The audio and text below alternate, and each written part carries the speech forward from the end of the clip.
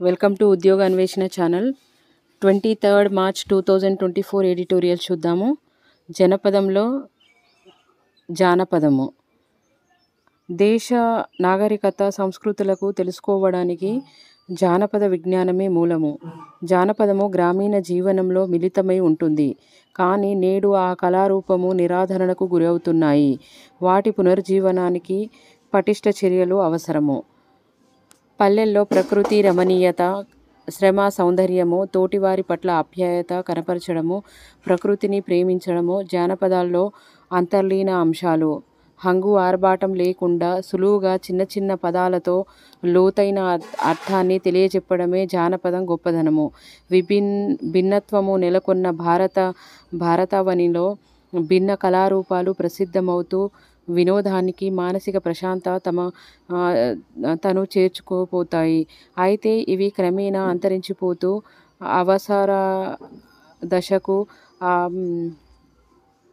ఆవాసన దశకు చేరుకుంటున్నాయి. వాటి పునర్జీవనానికి ప్రభుత్వాలు శ్రమిస్తున్నా ఆదరించేవారు కరువవుతున్నారు. జానపద కళల్లో పల్లె జనులను సాంస్కృతిక వికాసానికి మంచి వాతావరణం పంచి కళారూపాలు జీవనోపాధికి పొందేవారు. గ్రామాల్లో దృశ్య శ్రమ మాధ్యమాల వ్యాప్తి చెందుతుండడంతో జానపద కళలకు ఆదరణ కుంచించుకుపోతుంది. పల్లెల్లో వీధి నాటకాలు, బుర్రకథలు, తోలుబొమ్మలాటలు, యక్షగానము, జుముకుల కథలు, పగటి వేషాలు వంటివి శ్రమజీవుల అలసటలో దూరం చేసి ప్రశాంతతను చేకూర్చేవి. రాచరికంలోనూ అవి ఇటువంటి కళలకు ప్రోత్సహించి ఆదరించేవారు. గ్రామ పెద్దలు, భూస్వాములు, కుల పెద్దలు తమలో తోచిన సహాయం చేసి కళాకారులను జీవనోపాధిని కల్పించేవారు. గ్రామాల్లో పెద్ద కర్మ చేసిన అనంతరం కథలు చెప్పించడము నేటికి ఆనవాయితీగా వస్తుంది. తద్వారా ఆయా కుటుంబాల్లో మనోవేదన, అశాంతి తొలగిపోతాయని నమ్మకము. కానీ గ్రామీణ జీవనంలో సుమేకమైన అనేక కళారూపాలు కనుమరుగైపోతున్నాయి. జానపద సంపదను సంరక్షించుకుంటూ భావితరాలకు అందించవలసిన అవసరం ఉంది.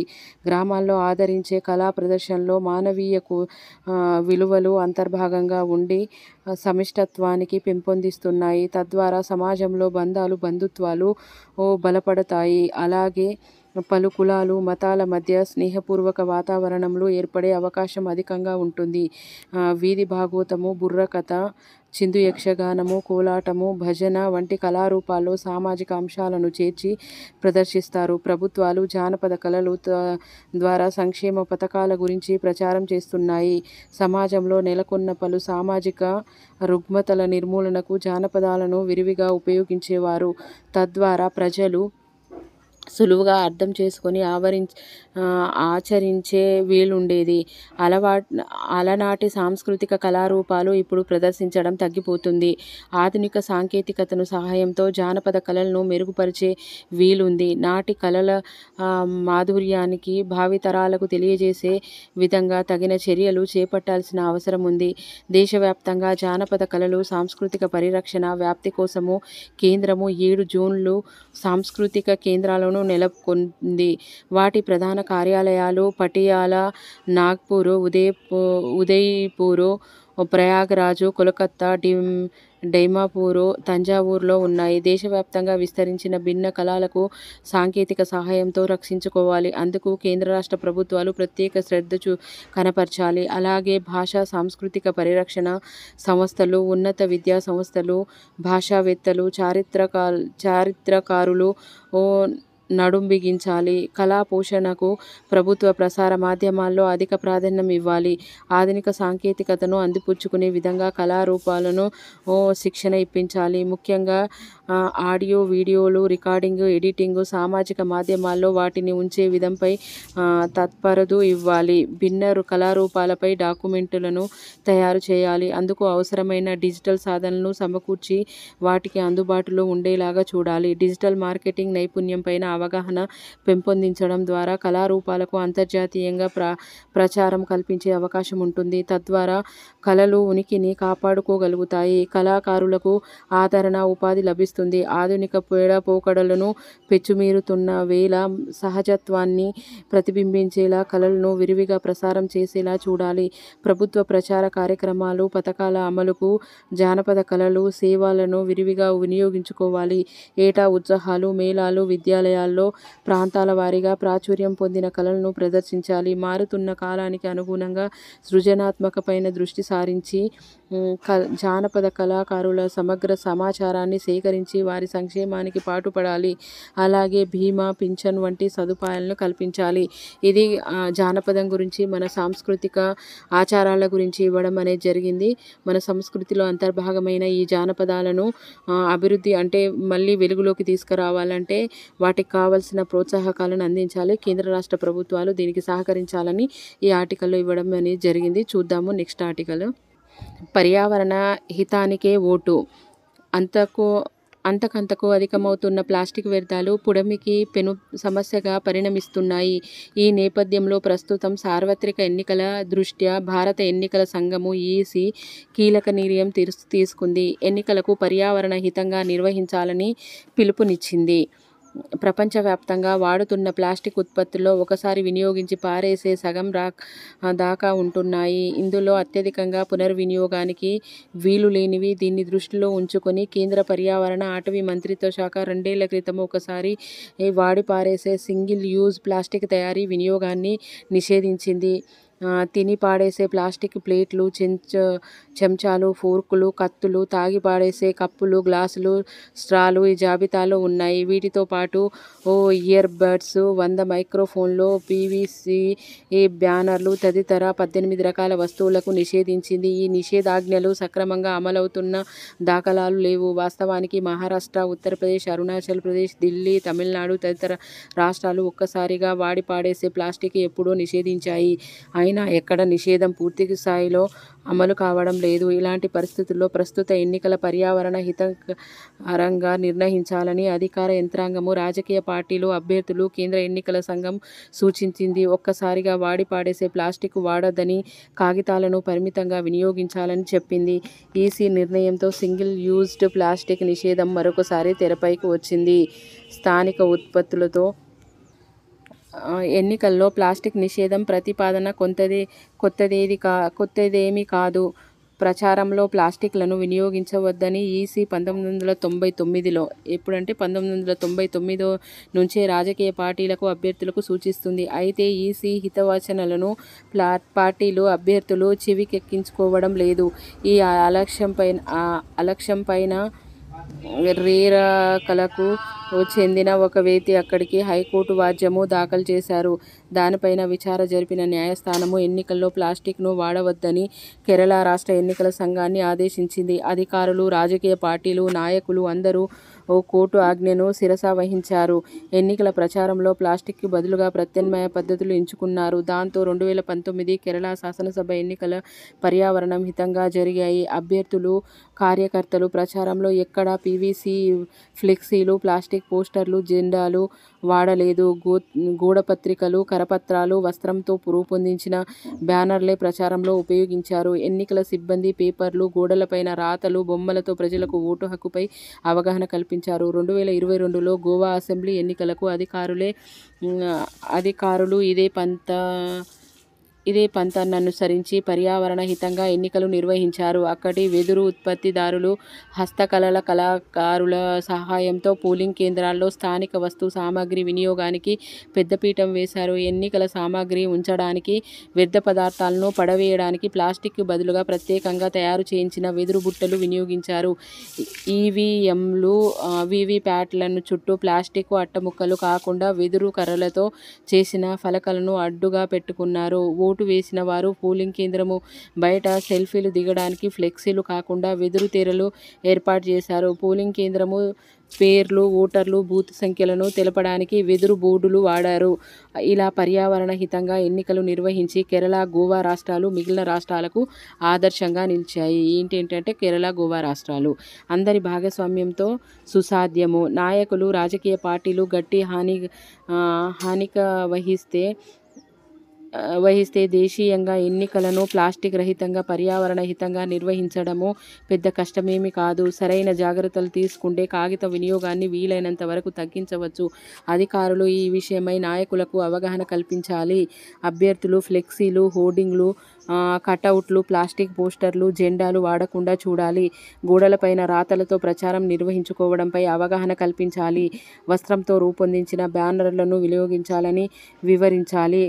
కాలుష్యరహిత నివారణకు, ప్లాస్టిక్ నిషేధానికి చిత్తశుద్ధితో పనిచేస్తున్న స్వచ్ఛంద సంస్థలు, సామాజిక ఉద్యమకారులు ఈ క్రతువుల్లో పాల్గొనేలా చూడాలి. గ్రామాలు, గిరిజన ప్రాంతాల్లో తయారు చేస్తున్న స్థానిక ఉత్పత్తులు ఎన్నికల్లో ప్లాస్టిక్ ప్రత్యామ్నాయంగా వినియోగించాలి. సింగిల్ యూజ్ ప్లాస్టిక్ వినియోగిస్తున్న వారికి జరిమానాలు విధించాల్సిన అవసరం ఉంది. ఇది పర్యావరణ హితానికి ఓటు అనేది ఇవ్వడం అనేది జరిగింది.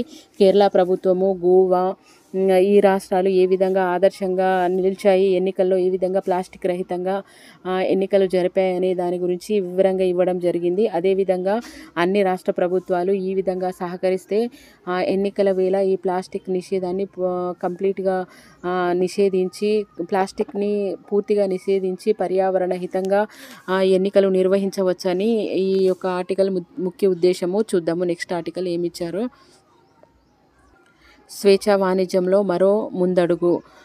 సమీప భవిష్యత్తులోనే ప్రపంచంలో 3వ అతిపెద్ద ఆర్థిక వ్యవస్థగా అవతరించాలని భారత్ లక్షించింది. ఇందులో భాగంగా పలు దేశాలతో స్వేచ్ఛా వాణిజ్య ఒప్పందాలు కుదుర్చుకుంటుంది. ఈ క్రమంలో ఐరోపా స్వేచ్ఛాయుత వాణిజ్య సంఘము ఎఫ్సాతో ఇటీవల కుదించిన ఉడంబడికల బహుళ ప్రయోజనకరంగా కానుంది. 4 దేశాలతో కూడిన ఐరోపా స్వేచ్ఛా వాణిజ్య సంఘము ఎఫ్టాతో ఇండియాకు ఇటీవల చారిత్రాత్మక ఒప్పందం కుదిరింది. ఎఫ్టా ఒక స్వేచ్ఛా వాణిజ్య సంఘము. ఐరోపా సమైక్య ఈయూకు భిన్నమైన ఎఫ్టాలో స్విట్జర్లాండ్, ఐస్లాండ్, నార్వే, లిక్టెన్స్టైన్లు సభ్యదేశాలు. ఈ దేశాలతో స్వేచ్ఛా వాణిజ్య ఒప్పందం వల్ల వర్తక వృద్ధి, దానితో పాటు ఇండియాలో ఉపాధి అవకాశాలు విస్తృతం కానున్నాయి.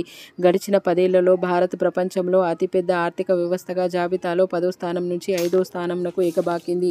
ఇండియా వ్యాపార సౌలభ్యానికి అగ్రఆసనము వేయడంతో పాటు పలు ఆర్థిక సంస్కరణలు చేపట్టి పారిశ్రామికోత్పత్తి, వ్యాపారము, ఎగుమతుల వృద్ధిని వడివడిగా అడుగులు వేస్తుంది. ఎఫ్టాతో స్వేచ్ఛా వాణిజ్య ఒప్పందం కుదుర్చుకోవడానికి భారత్ 2008 నుంచి ప్రయత్నిస్తుంది. ఎఫ్టా ఇప్పటికీ చైనా, కెనడా, దక్షిణ కొరియా వంటి 40 దేశాలతో 29 ఒప్పందాలు కుదుర్చుకుంది.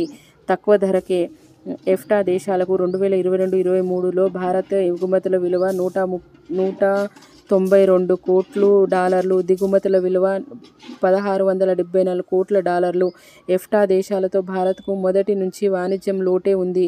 2021-22లో భారత్ ఎఫ్టా దేశాల మధ్య $2,123 కోట్ల వాణిజ్యం జరిగింది. 2022-23లో ఇది $1,865 కోట్లకు తగ్గింది. ఐరోపా స్వేచ్ఛా వాణిజ్య సంఘము ఎఫ్టా దేశంలో భారత్ ఎక్కువగా రసాయనాలు, పాక్షికంగా సానబెట్టిన రత్నాలు, వజ్రాలు, ఔషధాలు, బోట్లు, నౌకలు, కొన్ని రకాల దుస్తువులు, ఎలక్ట్రానిక్ పరికరాలు ఎగుమతి చేస్తుంది. 2000 ఏప్రిల్ నుంచి 2023 డిసెంబర్ మధ్య ఇండియాకు స్విట్జర్లాండ్ నుంచి $1,000 కోట్ల ప్రత్యక్ష పెట్టుబడులు ఎఫ్డిఐలు వచ్చాయి.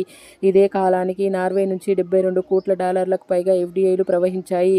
ఐస్లాండ్ నుంచి $2.92 కోట్లకు, లిక్టెన్స్టైన్ నుంచి $10.52 కోట్లకు ఎఫ్డిఐలు తరలివచ్చాయి. భారత్లో 12వ అతిపెద్ద విదేశీ ప్రత్యక్ష పెట్టుబడిదారులు స్విట్జర్లాండ్. ఇండియా మొత్తము ఎగుమతుల్లో 0.4% ఎఫ్టాకు వెళుతుంటే దిగుమతుల్లో 2.4% ఆ 4 దేశాల నుంచి వస్తున్నాయి. ఇప్పటికే భారీ వాణిజ్య లోటు ఉన్నందువల్ల ఎఫ్టాతో స్వేచ్ఛా వాణిజ్య ఒప్పందానికి భారత్ ఆచితూచి అడుగులు వేసింది.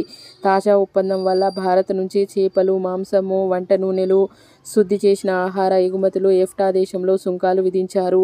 హైటెక్ రంగంలో ఎఫ్టా నుంచి పెట్టుబడులు లభిస్తున్నాయి. రాబోయే 15 ఏళ్లలో ఎఫ్టా దేశాలు భారత్ 10,000 కోట్ల డాలర్ల పెట్టుబడులు పెట్టనున్నాయి. దీనివల్ల 10 లక్షల ఉద్యోగాలు సృష్టి జరుగుతుందని అంచనా వేస్తున్నారు. ఎఫ్టా దేశాల్లో ప్రపంచంలో అత్యున్నత జీవన ప్రమాణాలున్నాయి. రాజకీయ, ఆర్థిక రంగాల్లో అవినీతికి తావివ్వని దేశాలను స్వేచ్ఛా వాణిజ్య ఒప్పందం వల్ల భారత్, ఎఫ్టా దేశాల మధ్య చాలా వస్తువులపై సుంకం లేకుండా వ్యాపారం జరుగుతుంది. పెట్టుబడుల ప్రవాహం పెరుగుతుంది. స్విస్ వస్తు దిగుమతులపై 7 నుంచి 10 ఏళ్ల వరకు సుంకాలు తొలగించనున్నందువల్ల భారతీయ మార్కెట్లో అవి చవకగా లభిస్తాయి. ల్యూనా, సల్మాన్ వంటి చేపలు, ఆలివ్, కాడో వంటి పండ్లు, ఆలివ్ ఆయిల్, చాక్లెట్లు, బిస్కెట్లు భారతీయ వినియోగదారులకు తక్కువ ధరకే అందుబాటులోకి వస్తున్నాయి. స్మార్ట్ ఫోన్లు, వైద్య సాధనాలు, మందులు, ఇనుము, ఉక్కు ఉత్పత్తులు సైతము చవకగా లభ్యమవుతాయి. ప్రస్తుతం సానబెట్టిన వజ్రాలపై స్విట్జర్లాండ్ 5% సుంకం విధిస్తుంది. ఎఫ్టా స్వేచ్ఛా వాణిజ్య ఒప్పందం అమలులోకి వచ్చిన 5 ఏళ్లలో ఈ సుంకము 2.5% తగ్గిపోతుంది. బంగారం మీద సుంకం రాయితీని దాదాపుగా ఉండదనే చెప్పాలి.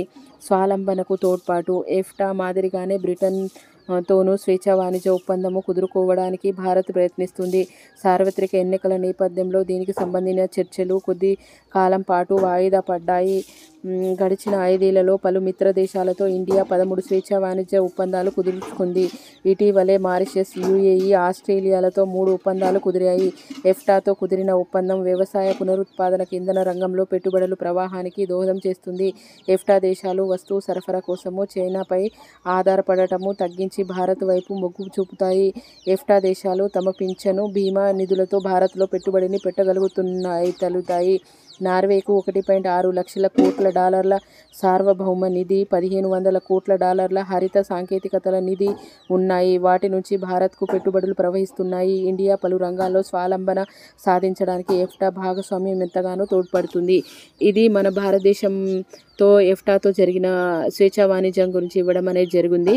ఐరోపా స్వేచ్ఛా వాణిజ్య సంఘము ఎఫ్టా దేశంలో స్విట్జర్లాండ్, నార్వేలతో ఇప్పటికే భారత్లో బలీయ వాణిజ్య బంధం ఉంది. ఇందులో ఎఫ్టా దేశాల్లో ఏమేమి ఉన్నాయి అనేది చూసుకోవాలి. ఏ దేశాలు? 4 దేశాలు ఉన్నాయి. దాంతోపాటు ఇండియా కొత్తగా ఒప్పందం చేసుకుంది.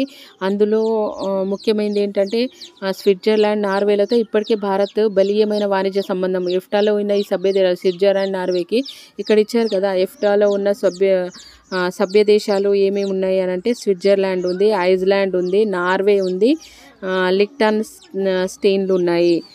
ఇందులో మనకు స్విట్జర్లాండ్కును నార్వేకు పటిష్టమైన బంధాలు ఉన్నాయని, స్వేచ్ఛా వాణిజ్య బంధాలు ఉన్నాయని చెప్తున్నారు. స్విట్జర్లాండ్ అంతర్జాతీయ నవీకరణ సూచీలో అది మంచి అగ్రస్థానంలో నిలుస్తుంది. గడిచిన ఆర్థిక సంవత్సరంలో భారత్ నుంచి స్విట్జర్లాండ్కు 134 కోట్ల డాలర్లు విలువైన ఎగుమతులు జరిగాయి. దిగుమతుల విలువ 1,579 కోట్ల డాలర్లు. స్విట్జర్లాండ్ నుంచి ఇండియా ప్రధానంగా బంగారు, యంత్రాలు, ఔషధాలు, బొగ్గు, గడియారాలు, సోయాబీన్ నూనెలు, చాక్లెట్లు తదితరాలు దిగుమతి చేసుకుంటుంది. భారతదేశము బంగారం దిగుమతుల్లో 41%, విలువైన లోహాలలో 5% స్విట్జర్లాండ్ నుంచే వస్తున్నాయి. భారత్లో నోవార్టిస్, రోస్ ఔషధ కంపెనీలు స్విట్జర్లాండ్కు చెందినవే. ఇందులో మనం ఏమేమి దిగుమతులు చేసుకుంటున్నామో, ఏమేమి ఎగుమతులు చేస్తున్నామో, ఏ దేశాల నుంచి కొంచెం ఇంపార్టెంట్ ఇవ్వండి. ఈరోజు దీనికి సంబంధించిన వాణిజ్యానికి సంబంధించిన అంశము చూద్దాము. నెక్స్ట్ ఆర్టికల్ ఏమిచ్చారో. నిర్లక్ష్యం వీడకుంటే గుండె చేరువే. గలగలా పారే నదులు, సెలయేళ్లు, జలసిరులతో కలకలలాడే చెరువులు మానవజాతి ప్రగతి ప్రస్థానానికి చేదోడు వాదోడుగా ఉన్నాయి. తాగు, సాగునీటి అవసరాలను తీరుస్తూ నాగరికతకు మూలాధారాలుగా నిలిచే జలవనరుల పట్ల దేశీయంగా దశాబ్దాలుగా దారుణ నిర్లక్ష్యమే రాజమేలుతుంది. గృహ, పారిశ్రామిక, వాణిజ్య సముదాయాల వ్యర్థాల విచ్చలవిడి పారబోతతో నదులు, చెరువులు కాలుష్య కాసారాలవుతున్నాయి. ఆ నీటితో పండించిన ఆకుకూరలు, కూరగాయలు విషతుల్యమై ప్రజారోగ్యానికి తీవ్రంగా దెబ్బతీస్తున్నాయి. హైదరాబాద్ చుట్టుపక్కల మూసీ నీటితో సాగైన కూరగాయల్లో ప్రమాదకరమైన ఆర్సెనిక్, కాడ్మియం, లెడ్ వంటి విష వ్యర్థాలు పోగుపడినట్టుగా గతంలోనే అధ్యయనాలు వెల్లడించాయి. బెంగళూరు, భోపాలు, వారణాసి నగరాల చుట్టుపక్కల కలుషిత జలాలతో పండించిన బీన్స్, కొత్తిమీర, పాలకూర, వంకాయ తదితరాల్లో భారత లోహ ఆనవాళ్లు పరిమితికి మించి వెలుగు చూశాయి. వాటి మూలంగా క్యాన్సర్ల ముప్పు పెచ్చరిల్లుతుంది. ఈ నేపథ్యంలో హైదరాబాదు, రంగారెడ్డి జిల్లాల పరిధిలో కాలుష్యానికి నెలవైన చెరువుల నీటితో కూరగాయలు, ఆకుకూరలు సాగును నిలువరించాలని తెలంగాణ హైకోర్టు తాజాగా ఆదేశించింది. ముంచెత్తుతున్న మురుగునీరు, విష పదార్థాలు, ఇష్టారీతిన కబ్జాలు దేశవ్యాప్తంగా ఎన్నో చెరువులకు మరణశాసనం రాస్తున్నాయి. నదీ జలాలను గరళంగా మార్చేస్తున్నాయి. పర్యవసానంగా ఆయా నదీ పరివాహక ప్రాంతాల్లో పంట భూముల నిస్సారమవుతున్నాయి. భూగర్భ జలాలు పనికిరాకుండా పోతున్నాయి. కాలుష్య నియంత్రణ మండళ్ల నేరపూరిత నిర్లక్ష్యము దేశీయ జలవనరులపై శాపమై ప్రజల ప్రాణంతో చెలగాటమాడుతున్నాయి. ఇండియాలో 323 నదులు, సంబంధిత 351 ప్రవాహ ప్రాంతాల కాలుష్యమయమైనట్టుగా అధికార గణాంకాలే వెల్లడిస్తున్నాయి. పశు కళేబరాలు, సగం కాలిన మృతదేహాలు, క్రిమి సంహారకాలు పోటెత్తుతుండటంతో జీవనదులు నిర్జీవమవుతున్నాయి. ప్రమాదకర రసాయనాల ఉధృతితో ఒక్క భాగ్యనగరంలోనే గడిచిన కొన్నేళ్లలో 100 చెరువులు మరణావస్థకు చేరుకున్నాయి. ఆంధ్రప్రదేశ్ కొల్లేరు సరస్సు వంటివి వ్యర్థాల గుమ్మరింతలతో కలతప్పిపోతున్నాయి. దేశానికి జీవవాహిని లాంటి గంగానది ప్రక్షాళనకు కేంద్రము నమామి గంగే కార్యక్రమాన్ని తలకెత్తుకొని వేల కోట్ల రూపాయల ప్రజాధనము వ్యయీకరించిన వ్యర్థాల వెల్లువ ఆగడం లేదు. దేశవ్యాప్తంగా పట్టణ ప్రాంతాల మురుగునీటిలో 70% పైగా నేరుగా నదులు, సరస్సులో వచ్చి చేరుతున్నాయి. నీతి ఆయోగ్ నివేదిక వెల్లడించింది. ఈ దారుణంపైన సుప్రీంకోర్టు నిరుడు తీవ్ర ఆందోళన వ్యక్తం చేసిన సర్కారీ యంత్రాంగంలో చలనం కరువైంది. కృష్ణా, గోదావరి, తుంగభద్ర, పెన్నా, మంజీరా, శబరి, మానేరు, మూసీ వంటి నదుల్లో నీటి నాణ్యత తీసికట్టుగా మారిందని కేంద్ర కాలుష్య నియంత్రణ మండలే నిర్ధారించడము, స్వీయ బాధ్యతారాహిత్యాన్ని అంగీకరించడమే తాగేందుకు కాదు కదా, కనీసము స్నానానికి పనికిరానంతగా పలు ప్రాంతాల్లో నదీ జలాలు కలుషితమైపోవడము జాతి ఆరోగ్య భాగ్యానికే గొడ్డలిపెట్టు. మురుగు కాలువలు మారిపోయిన మూసీ నది పునర్జీవింపజేయాలన్న తెలంగాణ సర్కారు సంకల్పానికి సహర్షంగా స్వాగతించాలి. దుర్భరావస్థలో కొట్టుమిట్టాడుతున్న ఇలాంటి జలవనరుల కొత్త ఊపిరులూదేందుకు మిగిలిన రాష్ట్ర ప్రభుత్వాల చొరవ చూపాలి. నేడు ప్రపంచ జల దినోత్సవము సందర్భంగా ప్రత్యేక పూనిక వహించి నదులు నరకయాతన తప్పించేలా 100% మురుగునీటి శుద్ధిని నిబద్ధతను చాటాలి. నిబంధనలు ఉల్లంఘించి ప్రమాదకర రసాయన వ్యర్థాలను అడ్డగోలుగా విడిచిపెడుతున్న కర్మాగారాల తాళాలు వేయాలి. నదీ నదాలను చిత్తబుట్టలుగా భావించే పెడ సంస్కృతిని ప్రజలు విడనాడాలి. అప్పుడే జలవనరులు తేట నీటితో దేశ ఆర్థికానికి, ఆరోగ్యాభివృద్ధికి పెన్నిధులవుతాయి. ఇది మన సముద్ర జలాలలో మన జలవనరులు ఏ విధంగా కాలుష్య భరితం అవుతున్నాయి, దానివల్ల ప్రజారోగ్యం మీద పడుతున్న ప్రభావం గురించి ఈరోజు ఆర్టికల్లో ఇవ్వడం అనేది జరిగింది. దాదాపుగా 323 నదులకు సంబంధించిన 351 ప్రవాహ ప్రాంతాలు ఈ కాలుష్యపరమైనటువంటి వ్యర్థాలు ఎక్కువగా నదిలో చేరుతున్నాయని, పశువుల కళేబరాలు కానీ సగం కాలిన వాటి గురించి నదుల్లో చేరడం వల్ల నదులు ఎక్కువ కలుషితం అవుతున్నట్టుగా ఇవ్వడం అనేది జరిగింది. ఇది నాటికి సంబంధించిన ఆర్టికల్స్. మీకు నచ్చితే ఈ ఛానల్ని లైక్ చేయండి, షేర్ చేయండి, సబ్స్క్రైబ్ చేయండి.